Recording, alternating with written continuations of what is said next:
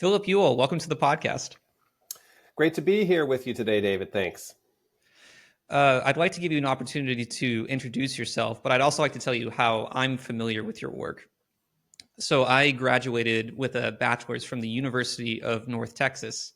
And at some point while I was there, you had given a famous or infamous lecture, depending on whom you ask. And there had been some controversy and responses from some of the professors there, some of whom you even name in your book, Professor Jackson. Whom I've never personally met, but I was familiar with the criticism that had happened.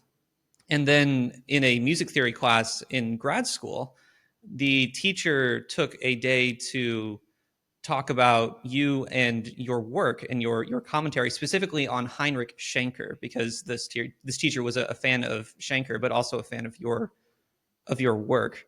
So if you could Hmm. tell audiences a little bit, for those who don't know you, what it is that you do, why you're so well known.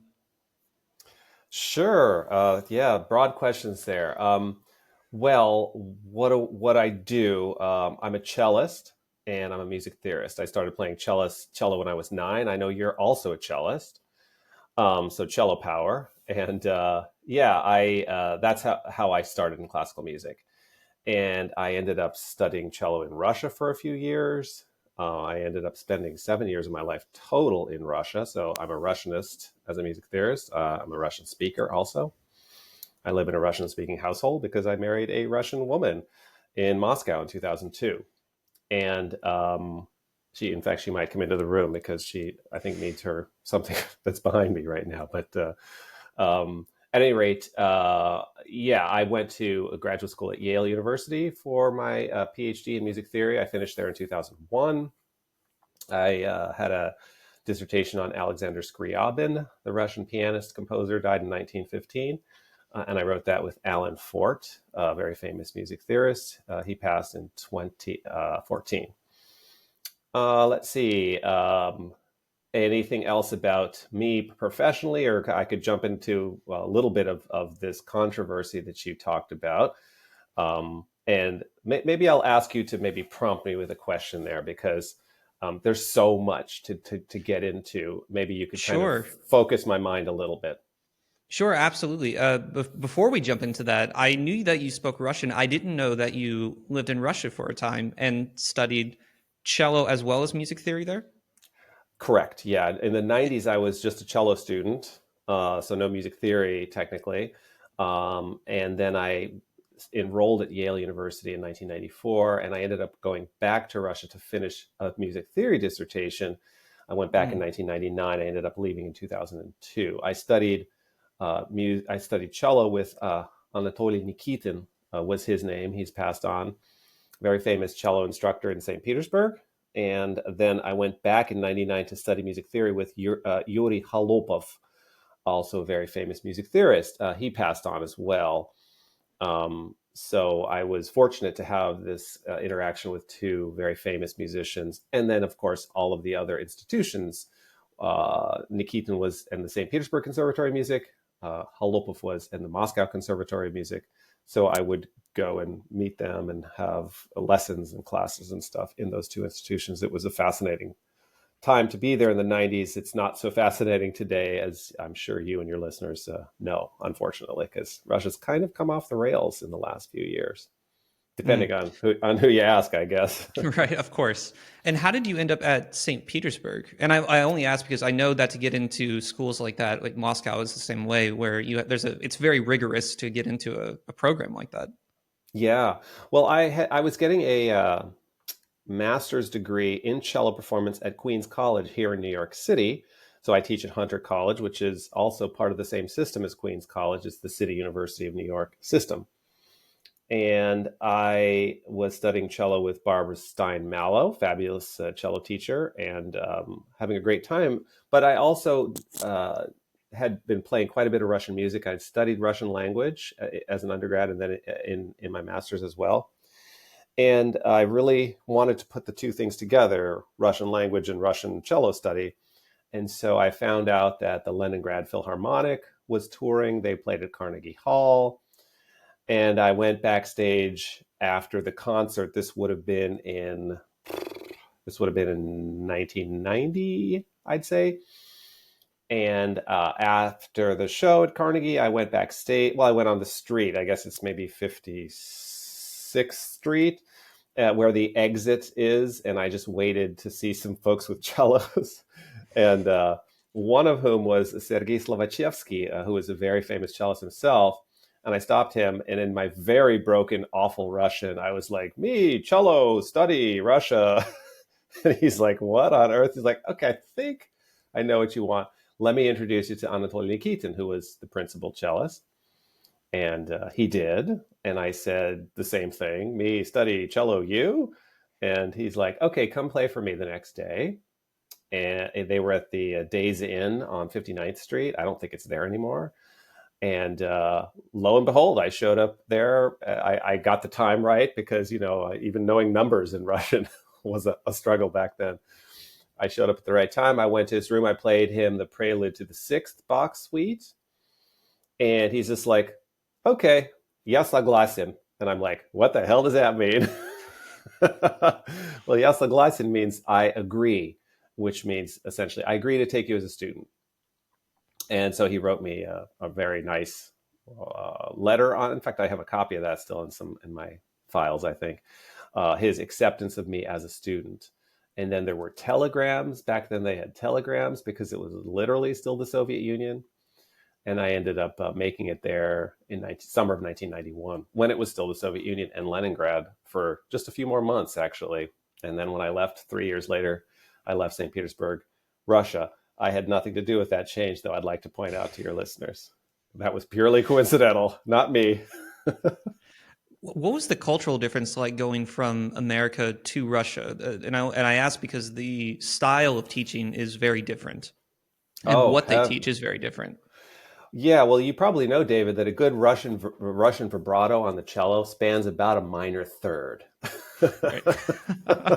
So I remember I went to my first lesson at his apartment, and I played the prelude to the fifth Bach suite, and there are always other cello students milling about. That's kind of how they teach their instruments over there. You find a venue, and then all the students just kind of hang out, and some were making some breakfast in the kitchen or having tea or whatever. And I was having my lesson, and then I would stop, and somebody else would slide in and have a lesson. And I played the prelude to the fifth Bach, but it was kind of interesting for the students there because they're like, oh yeah, this is the American guy. Come and let's hear how the American guy plays. I'm like, all right, whatever. So I played the fifth Bach suite, and I finished, and he's just like, okay, that's okay, Phil, but we don't do it like that over here. And he grabbed my cello, and he just played, the first C, bow, and you're just like, I could almost see his finger like moving a few millimeters on the fingerboard. I'm like, what the hell? I mean, does that sound good? I don't know, but there was really something to it, I have to say. Maybe he was just making a point at that point. But yeah, it was a really fascinating experience, and it really did help my cello playing immensely. It just kind of made me think of string playing and cello playing in a completely different a way that you really can only learn if you travel, right? That's you could learn the French school of string playing if you go and spend some time in France. I did spend a summer at Fontainebleau to try to do that and study cello. That was maybe also in the 90s. But Russia was really what made the biggest impact on me. Mm. And how did you transition from cello to music theory? Yeah, good question. I ultimately I applied for DMA cello programs. I applied to 5 different schools. I got into 4. The best one would have been University of Michigan. They were all really good schools. But I did get into Michigan, but I didn't get any money. I remember this was like 1993-ish, and I was applying from Russia. So I was sending tapes and, trying to make phone calls. It was hard just to, no computers, certainly no cell phones or anything. And I was able to tell the 4 schools that accepted me I didn't get any money. And I said, please roll over my applications to next year because I need money. I'm not going to take out a loan to get a doctor of musical arts.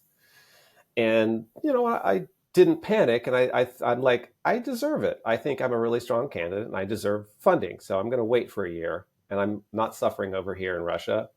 I actually had a part-time job working at the consulate in Leningrad. I was working for the U.S. State Department, if you could believe it. And my Mm. little part-time 20 hours a week was a lot enough for me to live there, which was actually quite fun. And in the meantime, I had actually flown once on British Air back home, and I stopped in London, and I went to the Royal Academy of Music, and there was a woman there, um, Kimberly. Oh my gosh, I'm forgetting her last name. She's an organist. She's an administrator. Oh my gosh, Campbell maybe. I can't. No, it's not. That's the former Prime Minister of Canada, Kim Campbell. Oops, she was there for a hot minute. I can't remember. At any rate, I talked to her in London, and she had been a professor of mine at Stanford. So I went to Stanford University undergrad in the late 80s. And she convinced me to apply to PhD programs in musicology. She had one herself from Oxford. And I did. I applied to 3 programs for musicology as I had rolled my DMA applications over. And I got into 2 programs. One was McGill and one was Yale. So that next year, all 4 DMA programs found money for me, which was great. Very, very happy about that.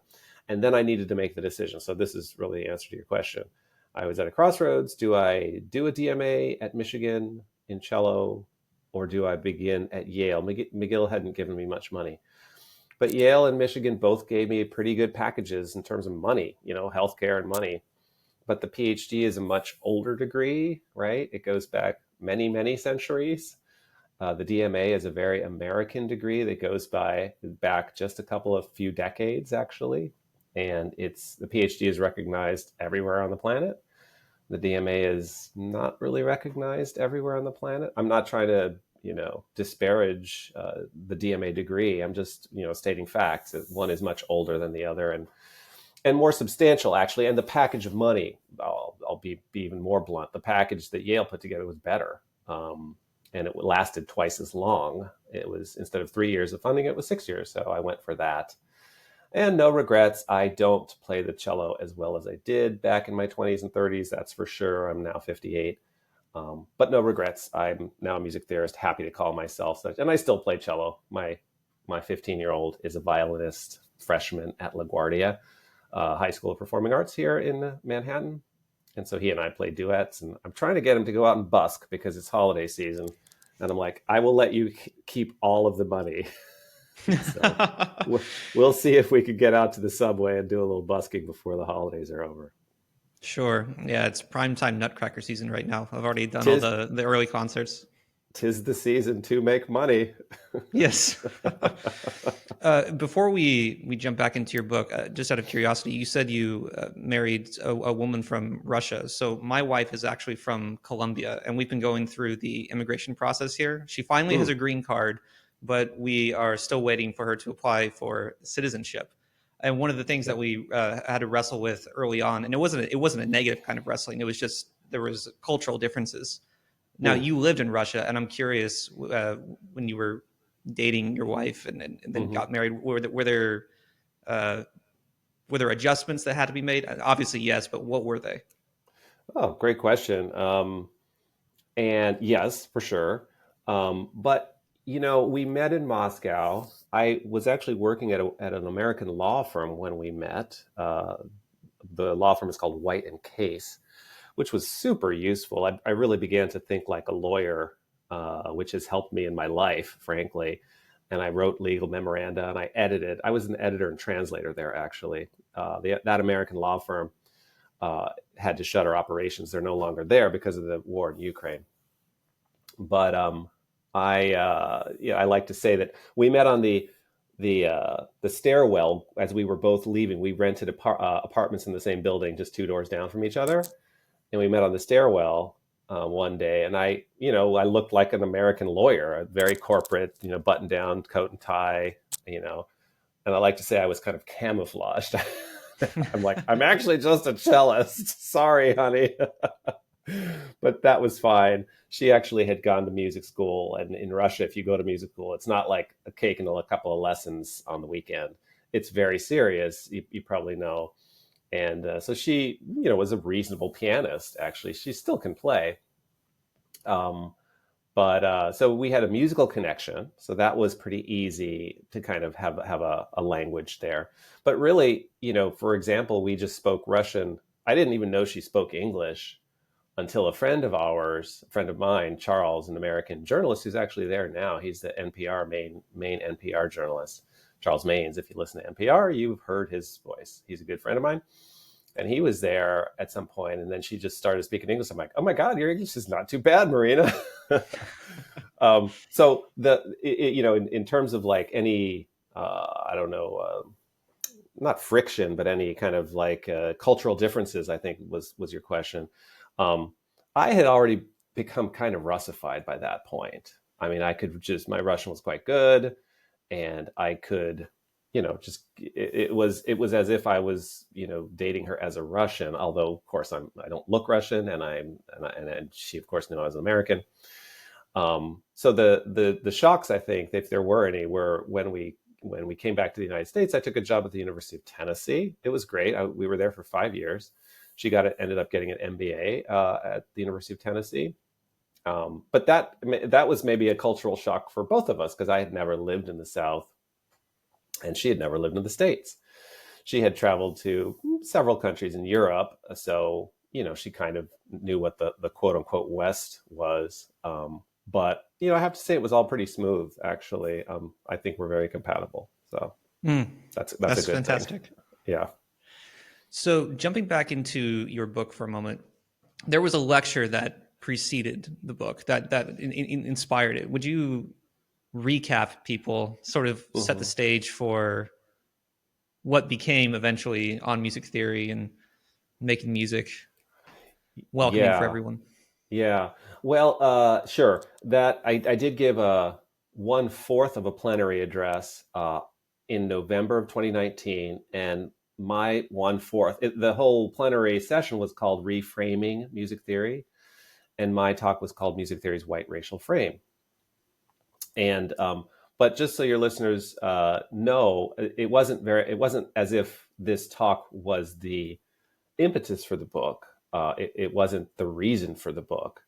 Um, I was planning on writing a book before that, and I actually had applied. It was about this time that I had applied for an ACLS grant. That's American Council of Learned Societies for your listeners. Um, and so the two things were going on at the same time. The book would have been what it was anyway, whether I had given that talk or not. And it Mm. would have been something along the lines of talking about the whiteness of music theory. And I was very clear at the beginning, and I'll just restate it now. I speak as an American. I don't speak about music theory outside of the United States, even though I certainly discuss it. But I want to keep trying to pull it back to the United States. And then as an American, so the two things that the book is based on is the United States and music theory in the United States, right? The reason I clarify that is because very quickly, because of some of the controversies, people outside of music theory and outside of the United States became involved. Like I heard from Mm. musicologists in Austria. What? Hang on. I heard from architects in England. That's fine, but I'm talking about American music theory as a US citizen who has a PhD in music theory. So let's just talk about that. But people got very incensed because I was challenging certain things. Of course, they often called it an attack, which is what a white framework calls a black person who challenges the framework. They think of it as an attack. That's just your garden variety anti-blackness taking place, which is so very unfortunately so very widespread now in the United States. So the talk basically was based on some of the sociological work of Joe Fagan, iconic sociologist, just retired from Texas A&M University, and who's become quite a good friend of mine online, or like offline online, if that makes sense. Like virtually, we Zoom and talk like that. We're co-editing a book, in fact, entitled American Anti-Blackness. It'll come out at Rutledge, hopefully in about 1 year. But I used his language because he's written several books. Well, he's written many books, but one of which is America's White Racial Frame. And it talks about the history of white framing. And I just pulled over much of that language and used it for music theory because it pretty much just describing the field that I had gotten a PhD in and was making my career in. And then there were people who really didn't like how I had framed music, how was reframing music theory from a Black perspective. And that's really what incensed some people, especially the people who love the work of Heinrich Schenker, as I have loved myself in my career. It's, he actually was a quite fine musician, an excellent pianist, and he had some really good ideas about how to think about large scale structures in music, which is fine. That I should say, maybe on the one hand. On the other hand, I would also like to say it's not that hard to understand Schenkerian theory. The people who are really invested in it want to make it seem like this mythologically, you have to spend your whole life and decades, and maybe, only maybe, you can really. That's just nonsense. That's just not true at all. It's interesting, and yeah, you can study it, but it's not that like breathtaking. It's a theory of music that somebody came up with in the early part of the 20th century, and if that gave him joy, well, I'm happy for Heinrich Schenker. I simply pointed out other parts of the Schenkerian legacy in the United States that were unsavory, let's say, and that were anti-Black for sure. But let's just anti-Black, anti-Asian, anti-woman, anti-Arab. You'll find little tidbits of all of those things in his writings, since they were so copious. They're just everywhere. He wrote a lot about his hatred of people, and I simply talked about that, and I suggested that this became part of the legacy of American music theory. And 90%, I would say, of people who heard that talk and people who've read my work would flat out agree with me, because it's pretty indisputable. Some of the connections that I make, that the legacy of Schenkerian analysis has in part been anti-Black, has in part been anti-woman, etc.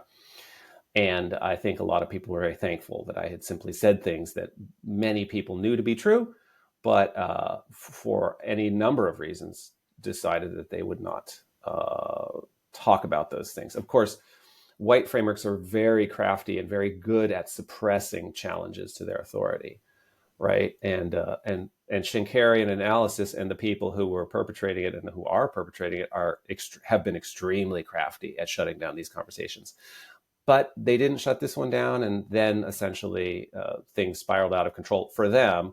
And I like to say, I want to point out, I should say, that their reaction to my 9 minutes of a discussion of Heinrich Schenker drove a stake in the heart of Schenkerian analysis in the United States of America, and probably in the world.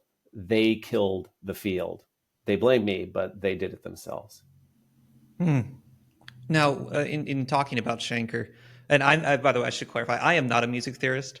It's not a field that particularly drew me in. But on Schenker, just for a moment, do you mean to say that? How do I put this? Do you mean to say that the reason that we have Heinrich Schenker as a prominent figure in music theory is because of, as you say, his anti-Black stance, or are you saying that when talking about Schenker, this should be included because this was a part of his character? That's a great question. I would say a little bit more of the former. I would say both, but a little bit more of the former. One has to go back to the beginnings of Schenkerian analysis in the United States. I would cite here the work of my friend and colleague David Barry, who's written extensively on how that happened. So Hans Weisse was the first person who came over in the late 1930s. And then other Schenker students like Oswald Jonas, Ernst Oster, Felix Salzer came over to teach music theory, but Heinrich Schenker's music theories at American institutions. They were at Mannes School of Music. They were at Queens College. They were at New England Conservatory, Roosevelt University in Chicago. And speaking specifically about anti-Blackness, and this is a point that's not made, but it's very much worth making. it's important to realize how rabidly anti-Black the United States of America was in the 1920s and 30s. In the 1930s, Adolf Hitler was wildly popular in the United States of America. Right? It's something that we're not taught. We don't like to talk about it because he turned out to be Adolf Hitler, right? And hindsight is 2020. But just in point of fact, it's very easy to prove that Adolf Hitler was wildly popular in the 1930s in the United States of America among Americans. Okay, anti-Blackness was off of the charts, so much so that Victor Hugo Green, a postman from New Jersey, a Black postman, decided that he needed to write a book called The Green Book for the Negro Motorist, so that Black people could simply drive across the country and not be killed, right? The last issue of that, a volume came out in the 1930s, the 40s, the 50s. The last volume came out in 1963 when he was old already, Victor Hugo Green, the postman from New Jersey, the Black postman. And the United States, of course, was headed into the civil rights era in the 1960s, right? So to link up the anti-Blackness of Heinrich Schenker and the anti-Blackness from the 1930s, which is when his ideas began, and the anti-Blackness of the United States, my question would be, how on earth could they not be related? I would ask the listener. Of course they were related. Now, it just so happens that all of the texts were written in German, and all the people who came over were German speakers, and they started translating them, right? And because some of these translations were happening later in the 50s, 60s, or 70s, Friar Zatz, for instance, was, I think, that's his magnum opus, right, from published posthumously in 1930, later in 1935. Schenker died in April of 1935. And it was translated by Ernst Ulster only and published only, I think, in 1970, 72-ish. And obviously, by that time, they had to whitewash the awfulness because Heinrich Schenker was a disgusting person. He was a vile individual. If you simply read what he wrote about people, he was hateful. He hated lots of other people whose names were not like Johannes Brahms or Frederick Chopin, right? It was really disgusting. And that's just a fact. I mean, if you actually read what he wrote, you're like, this is a really awful person. Yeah, it's true. He was. But by the 60s and 70s, it was clear that the people translated, they're like, well, we can't put all this in. So they had lots of battles. They had lots of arguments, the Schenkerians in the United States in the 60s and 70s and 80s. What do we do? And, finally, they ultimately said, we really should just put it all out there. Maybe that was a mistake. Right, the Schenker Documents Online is the final kind of translations of his works, because those are all his little effects, his little postcards and things. It's very, very searchable, right? So you can simply just type in words and then things pop up. You're like, oh my God, here's his praise of Adolf Hitler. Here's Heinrich Schenker praising Adolf Hitler in a letter to his former student, Felix Eberhard von Kuba, from May of 1933, talking about how great Adolf Hitler was. My article that came out in 2020, Music Theory and the Right Racial Frame, was the first English language article to cite that praise of Hitler in English. Carl Schachter mentioned it in an article from 2001, didn't cite it, but he had read it. And this guy, Federhofer, in a German book about Schenker also, I don't think he cited the letter, but he mentioned it. Otherwise, it was as if it never happened, right? And what's so funny is that, Philip Ewell, say, hey, look, here's what Schenker said about Hitler. And then people turn around on me and say, oh gosh, Phil, he's just a black anti-Semite. I'm like, I didn't say that about Hitler. Well, it's out of context. Yeah, it's a lot of context. And that's the classic definition of scapegoating, too. And people should know better, obviously. But hey, whatever. What happened, and I'm quite okay with it all. Did I answer that question? I think I did. Yeah, that was great. Broadening that out a little bit. You said the white racial frame in music theory. Is this, in your view, a problem that expands beyond music theory, like in music education writ large, or is it isolated to the theoretical because of Schenkerian fanatics, let's say? It is a little bit isolated in theory, only in the sense that music theory is very good at walling itself off from criticism outside. It because of the formalist aspect of its history and its notes on the page. We're only looking at the scores, and that's we're just finding out what's the best of the best because we're just scientists uncovering the truth that was handed to us by God, as if, right.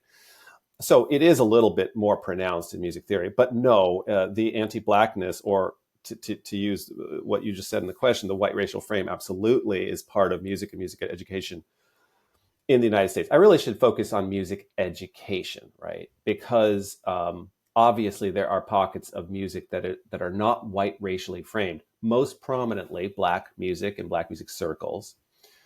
That have occurred in this country and had, in my opinion, the greatest impact on American music in the country. We're speaking about Black genres like jazz and blues and rap and hip hop and doo-wop and Motown and ragtime. There are many genres.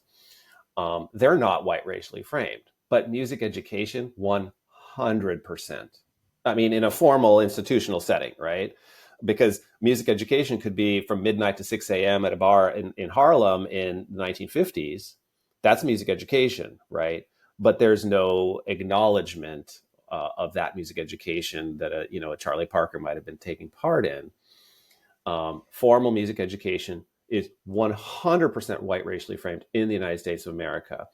And I often speak about the mirror image of white racial framing is anti-blackness. It's very important to be very clear about anti-blackness because there are, in a white racial frame, there is anti-otherness, anti-brown, anti-Asian, anti-Jewish, anti-Muslim, right? Those are all part of white racial framing.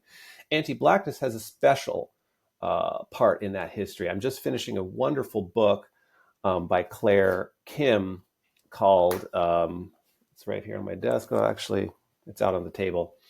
I think it's called Asian Americans in an Anti-Black World.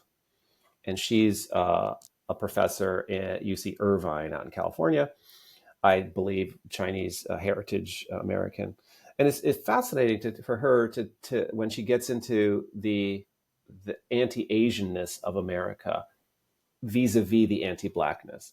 She quite accurately talks about how white supremacy pushes down Asian Americans in their history, going back to the Chinese Exclusion Act of 1882 or the internment of Japanese during the Second World War up to 43, 44.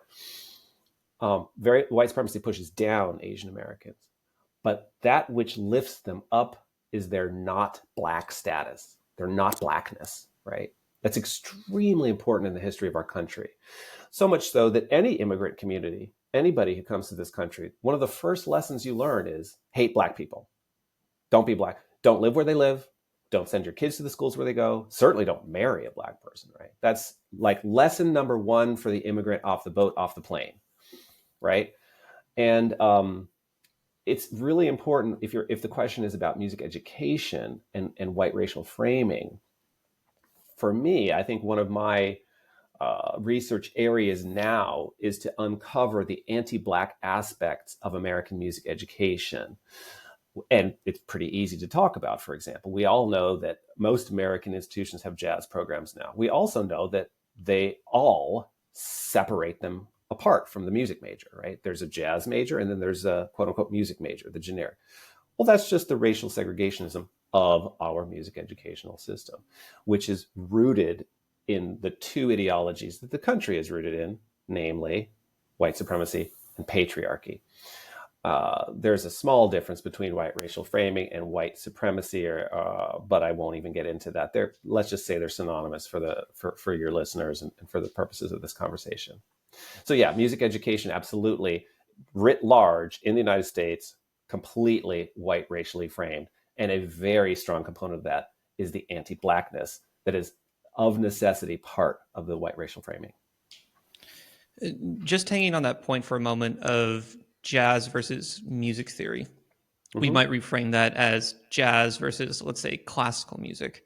Mm-hmm. Is that necessarily an anti-blackness? And I'm partly asking because the school that I came from, North Texas, they have a very strong classical program, but they're primarily known for their jazz program. The 1 o'clock jazz band is that's their big thing. I mean, I could never even see them Hmm. because the line stretched around the building, and there was no way to get in. If you weren't there an hour before to hear this band, you weren't getting in. Is And the reason I'm asking this is because having played in both, the requirements in music and technique are just different. So, as a classical musician, transitioning over to jazz is not an easy task. And then vice versa, going from jazz to classical, the requirements and style are just different. Is that is that an anti-blackness, or we might say white supremacist adjacent, or is that just a reality of the differences between the two genres? Like, if I'm an opera singer, jumping into something like hip hop is going to be a bit of a stretch, and then vice versa. If I'm someone who only does hip hop, if I decide to become an opera major, uh, that's a very hard barrier to jump over just because of the technical requirements, Correct. not having anything to do with the race. Correct. Correct. Excellent question. I've never been asked that question before, but I'm very, very well equipped to answer it. On its face, of course, styles are different and techniques are different. Absolutely. Point conceded. Jazz music theory is different from music theory. Point conceded. I know a fair bit about jazz music theory. I know a whole hell of a lot about music theory, right? And obviously, hip hop singing would be different from singing a Mozart aria. Point conceded, right? However, what happens and has happened historically in the country is that the racial segregationism on which our country was built foundationally has given us the idea, or has helped people who would want to keep musical genres segregated, the ammunition to talk about. And I'm not saying that this is the point, that the perspective that you're coming from, but it's a great question. Has given people the ability to continue to segregate by talking about the differences in style and by talking about how different things are with that type of music over there vis-a-vis this type of music over here. And because they're so different, it's just better if we keep them apart. It's more logical, right? When in point of fact, Renee Fleming can sing a jazz standard quite beautifully, and I would pay a lot of money to hear her do so, right? The same way that many jazz vocalists have sung opera arias. The only thing that would happen, in my opinion, is that the styles and techniques get better, right? I would be a better classical cellist if I had played more jazz in my career. Because now I'm saying this I'll just be blunt. I'm an integrationist. I'm an anti-segregationist across the board, right? I hate the segregationism on racial segregationism, gender segregation. We could go down the list. I hate that the country is based on that because it was always unjust. It was always wrong. And when you deal with this hierarchy, which is essentially a caste system that exists all over the world. I mean, I don't want to implicate only the United States. I mean, this is part of human history. I get that. But when it is such a fundamental element of separating things out, then those arguments like, well, you shouldn't do that because the styles are different and everything. Well, it rings true, right? Because that way, the people who want to keep music racially segregated, this is something that virtually nobody would ever acknowledge, right? Let's just be clear. They can actually keep it segregated still. The beginning of your question, I would like to end with, and say, it's true that at UNT, for example, and at many other schools, they have very high level jazz ensembles, excellent, and people come there, and that's great, because they're studying this music, and it's really great music. There's no question about that. But I would end with this question for the listener: why is it that virtually all, and let me get rid of virtually. Why is it that all jazz programs? No, I have to say virtually because HBCUs are a thing, right? Why is it that I'll say all jazz programs at predominantly white institutions? Why is it minimum, I would say 80% of the faculty are white men. Probably 90% would be more accurate. Why is that? That 90, okay, fine, I'll say 80. Why is it that 80% of the jazz faculty at predominantly white institutions in the United States of America are white men? I think that really, really gets to the actual issue. And frankly, I'll end with where you began the question. That speaks to the anti-Blackness of our music educational systems. In in playing devil's advocate for a moment, and Please. it's actually there's actually a quote from your book that I highlighted. It's in the section of on white mythologies. Mm-hmm. You say the many mythologies outlined above have convinced large swaths of the United States that Ludwig van Beethoven was the greatest composer, William Shakespeare the greatest writer, Michelangelo the greatest sculptor, and George Washington the greatest statesperson the world has ever known. This is not to say, and it has never been to say, that these white men were bad at what they did. Not at all. They were significant men who deserve attention. So, with this idea of going back to this white racial frame in music for a moment, it would be strange if we were studying German, Austrian music to not mention someone as influential as Beethoven. Correct. It would be strange if, when studying French music, the primary people that we were looking at weren't French. Like if I went and decided to do a course in Japanese music and I was looking at Japanese composers, it would be strange if I went in there and didn't find, if not 100%, a high majority of Japanese people. What is it that you're pointing to that makes you say this is specifically a white racial frame? In that same line, could I not then go over to Japan and say there's a Japanese racial framework of Japaneseness that is engulfing the culture? Or is it just this is who was making the music at the time, if you see what I mean? I do. Let's set aside the Japanese racial frame just for a second. We could talk about that separately. That's a great question too. And I think the best way to answer it is, I'm looking at this quote that you read. Beethoven, greatest composer; Shakespeare, greatest writer; Michelangelo, greatest sculptor; George Washington, greatest statesperson. You'll notice that only one of those people was actually from the United States of America, right? George Washington. And if we actually were to put forth Americans in our music educational system, well, then why would we be studying at all Beethoven or Schubert or Chopin if, in fact, we're going to put forth Americans, right? I just recently published a piece in The Conversation. You could maybe drop it in your program notes for the listeners, about Quincy Jones. But I mentioned in there the first truly great American musician, Francis Johnson. He was born in 1789, I think. Francis Johnson. He has music published. Why don't we actually study that? Well, because we're putting forth foreigners as the exemplar of the greatest music ever written. Oh, and would somebody actually have the temerity to suggest that list of 12 composers for Heinrich Schenker, it's coincidental that they were both white and male? Would somebody actually have the audacity? And German in that case, right? And German and pianists.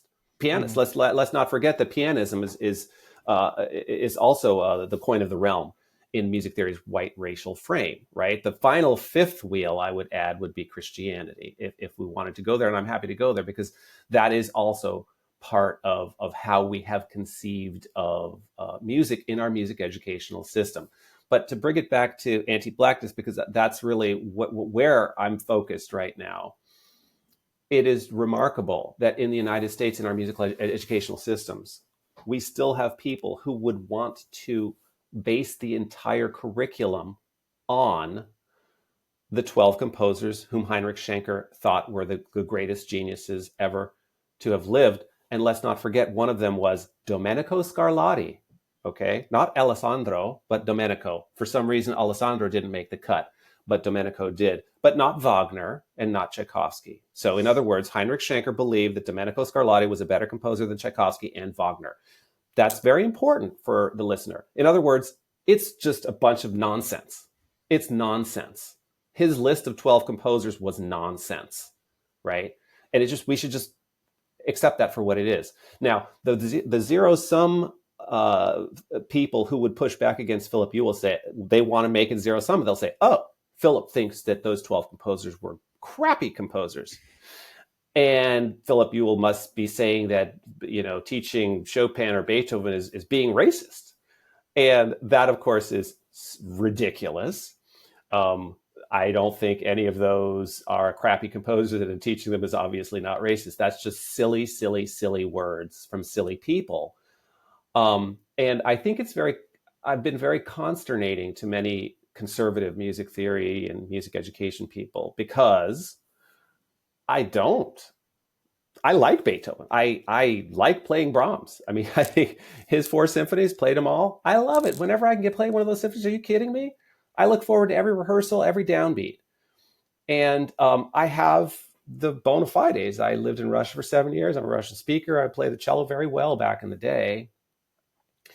And I think it's very consternating to people to have somebody with a PhD from Yale talk about the nonsensical aspect of our music educational system, because it is nonsense to sit there and think that we can continue to basically shove Schubert and Chopin down our students' throats and telling them that this is what they should like if they don't, and this is what they should perpetrate if they don't. When in fact, we should allow our students more of a voice. We should listen to them more. We shouldn't be listening to people above us in the hierarchy. We should be listening to people below us in the hierarchy. And if students are all listening to the Winterreise of Schumann, Winterreise was Schubert, right? And I'm thinking of Dichterliebe, actually, the Schumann, which is a beautiful song cycle. And if they're all listening to that, well, then by golly, have a course on it and make it. But guess what? They're not. They're just not. And it's okay. There should be a path for students who want to study the German lead. Absolutely. But to sit there and say they have to learn how to play the piano and they need to learn German language, well, that's part of the anti-Blackness, part of the anti-womanness, because all the people we're supposed to know were men, obviously. And that's what, frankly, is infuriating if we're speaking about music education, because it's a dereliction of duty as music educators, in my opinion. Mm. So, and correct me if I'm wrong, it sounds like you're not saying, or it sounds like you are saying that it's not an issue that we study these German, Austrian composers, these French composers, these Italian composers, but you want to expand the literature, particularly because we're here in America and there's more history that we've recently had. You've got composers like Charles Dawson and his symphony. You have Florence Price and her works that's becoming more popular recently. There's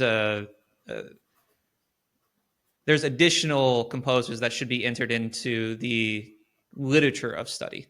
Would that be fair to say? Correct, but one caveat. I'm all for expansion. That's correct. Yes.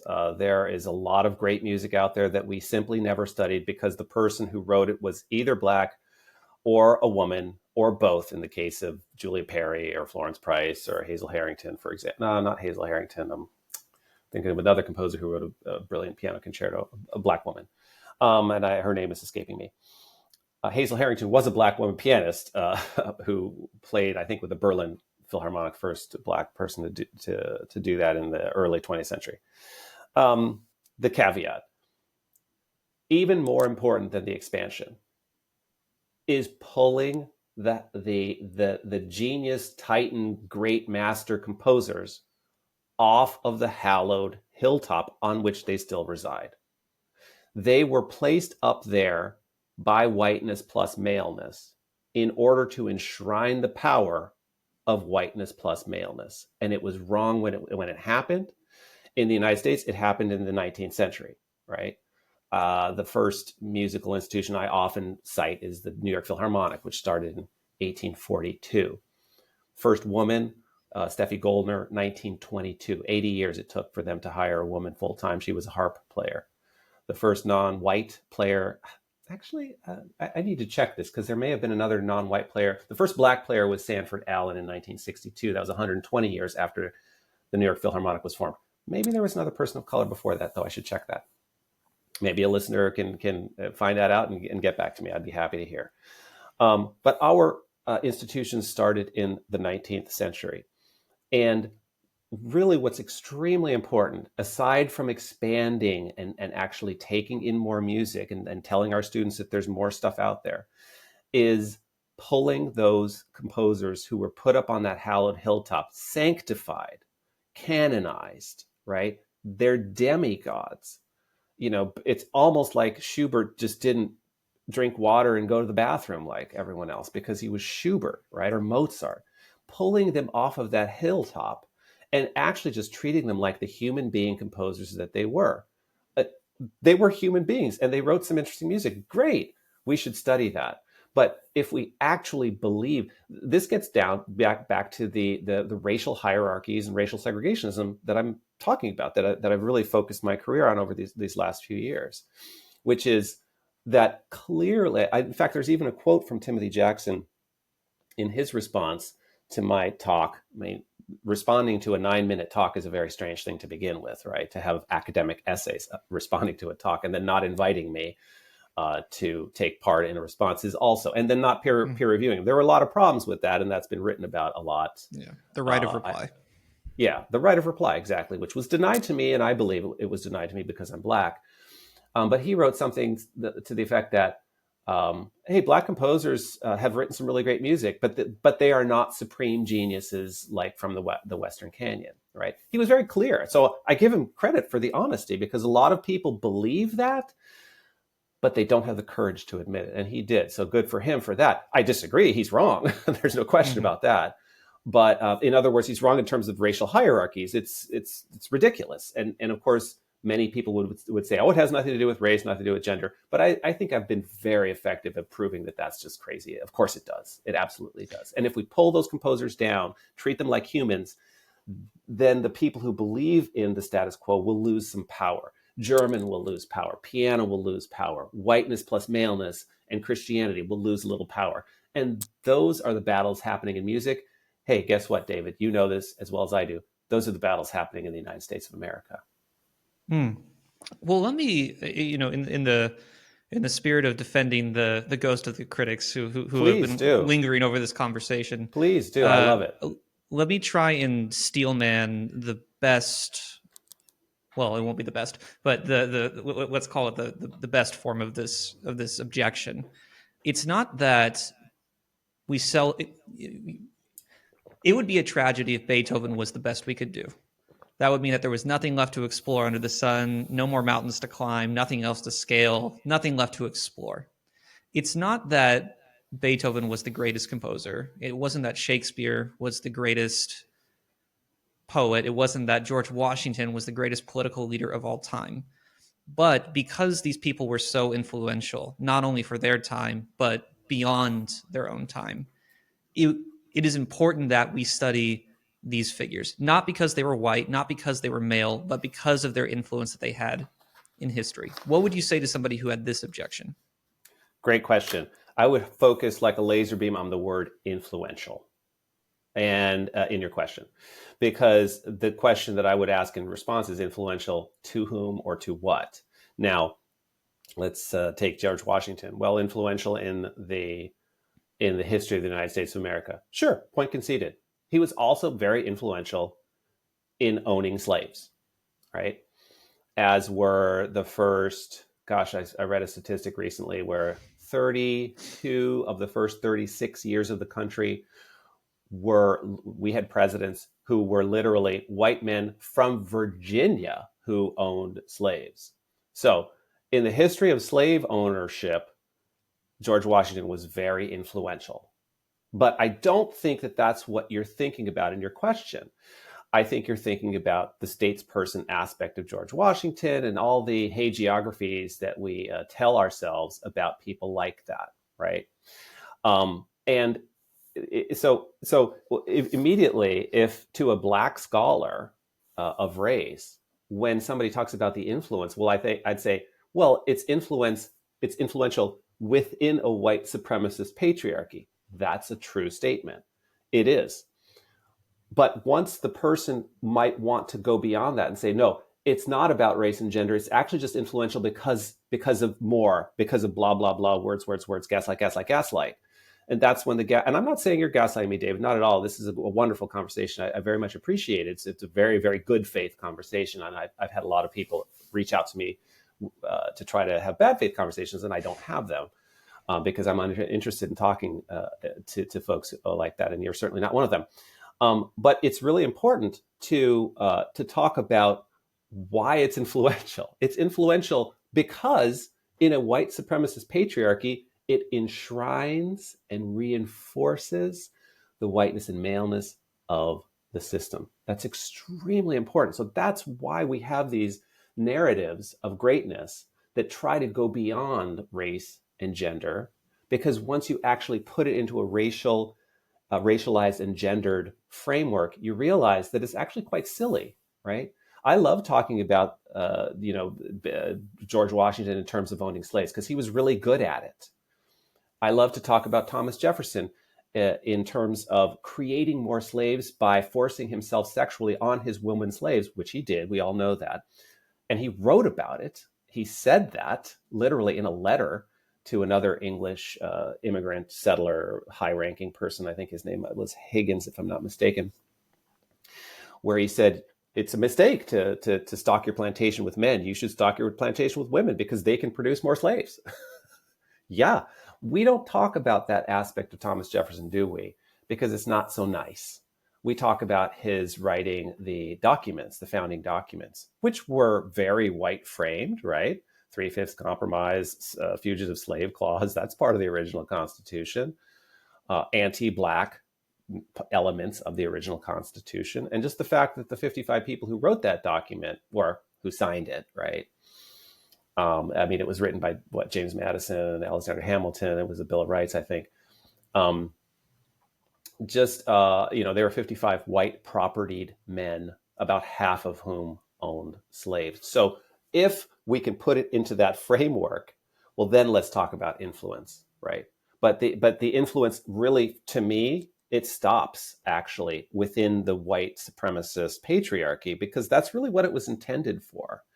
We could go back to Enlightenment thinkers who started to kind of pave the way in a post-feudal Europe to talk about we're shedding our monarchies, we're shedding the influence of the Catholic Church, and we're going to start talking about republics essentially. And there was some really interesting thought in Locke and Hobbes and Immanuel Kant. There were interesting writings.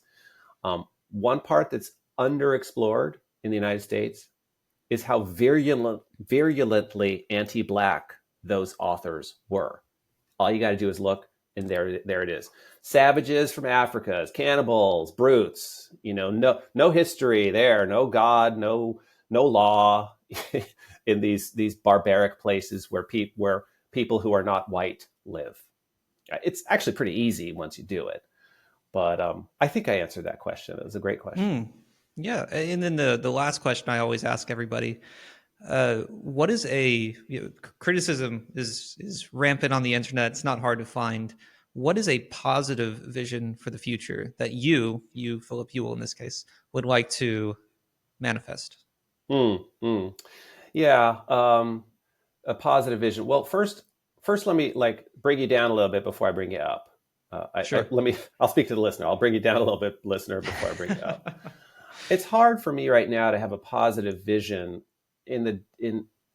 with what's going on in the United States right now. People talk about this election in many different ways, and the Democrats screwed up this and that, and Donald Trump did this and that. But again, I'm a race scholar, and to me, what the top thing on the ballot was not freedom, was not democracy. The top thing on the ballot was white supremacy, and the next thing was patriarchy. And what we did collectively, without question, this is not an open question, what we as a country did, and you notice I'm including myself here because I'm an American citizen, one of the 330 million of us. What we did was we voted for more white supremacy and more patriarchy. A vote for Harris was a vote for less, not none. We're never going to have none. I mean, white supremacy and patriarchy will outlive everyone hearing my words right now, and everybody's children and children's children, etc. It'll be around for, well, probably centuries, right? White supremacy and patriarchy, well, it'll probably never. I think the planet will probably end before we saw it end to some of these power structures. So it's hard for me to think about the positive right now as an American citizen, kind of witnessing the kind of rampant, well, frankly, return to white supremacy and patriarchy that is represented by the incoming Trump administration. But now the positive vision, if I could try to lift the listener up a little bit, I have seen enormous changes in music education across the board, across the country, usually led by junior scholars, people kind of coming right out of grad school who are like, well, yeah, this is insane. And I mean, if I've had an impact and pushed anybody in a certain direction, I'm happy to take credit for that, but I'm certainly not alone. There are a lot of people who've done a lot of great work to try to reframe music theory, that as the title of the plenary session 5 years ago was. And I have some hope for music education because it's just so obvious that we should be talking about music beyond, well, Heinrich Schenker's 12 composers, obviously. No one talks about Domenico Scarlatti anyway, right? People do talk about Brahms and Beethoven and Schubert and Schumann and Chopin, and that's great. And Mozart and Haydn, sure, sure. But I think that everybody realizes that if you put all of your eggs in that basket, well, that's just a road to nowhere. The basket has dropped, all the eggs are broken. And now music education in the United States, and this is the uplifting bit, is becoming much richer, much more interesting. It's certainly more expansive. No one's going to deny that. But the second part, this is going back to 15 minutes ago, expansion, yes, but also those composers on the hallowed hilltop are being brought down to where they should have always been, which is human beings who wrote interesting music that's worthy of our attention, and that's fine. Like I said, I love the Liederkreis and Dichter Liebe. I love those the German song cycles, and in fact, I think I'm going to just dial one up and listen to it over lunch because I love them so much. It's been a while since I've heard Mondnacht by Schumann, which is truly a remarkable song, right? And I think that music education really is going in a very healthy, good direction. And if I'm part of that, or if I've had any influence, then I'm happy to take a little credit. But it's really much, much bigger than Philip Ewell. Philip Ewell, author of On Music Theory. Thank you so much for your time. I really appreciate it. Thank you, David. This was a great conversation. Thanks a lot.